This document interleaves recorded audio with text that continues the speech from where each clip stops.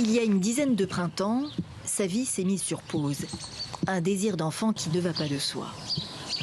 Mais je crois qu'il protège le nid qui est juste en dessous. Commence alors un douloureux voyage.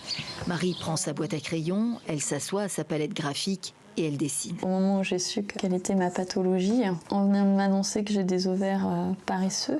Je me retrouvais avec des branquignoles à l'intérieur de l'utérus, quoi. C'était un peu ça l'ambiance. Et de se demander, mais c'était pas à ton tour d'ovuler là? C'est possible, je sais plus. Rire de ce qui fait mal pour que cela reste vivable, dit-elle.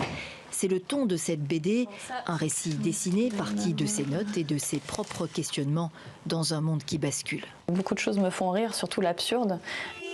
Et la PMA, c'est quand même le monde de l'absurdité. On devient un peu un corps aussi, un corps qui se pique aux hormones, un corps qui est manipulé tout le temps par des médecins, un corps qui attend que quelque chose se passe. Au niveau du couple, ça peut abîmer le couple. C'est quand même l'intimité, hein. C'est ce qui se passe au lit.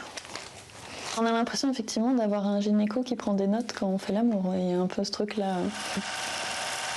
D'un seul coup, l'acte d'amour devient un but procréatif très fort.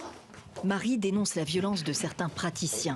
On est très vulnérable et souvent, hélas, il peut y avoir des abus de pouvoir, il peut y avoir juste un manque d'humanité. Ça, c'est le plus commun de toute manière. Un couple sur 7 consulte aujourd'hui pour infertilité en France. L'espoir est permis, mais personne n'oublie l'épreuve. Il faut déculpabiliser les infertiles en leur disant que vous n'êtes pas responsables. 5 tentatives d'insémination artificielle pour Marie et son compagnon, l'obsession d'enfant et au final la lumière, une fécondation in vitro couronnée de succès à la première tentative. C'est une chance, tous les deux le savent, ils sont aujourd'hui parents.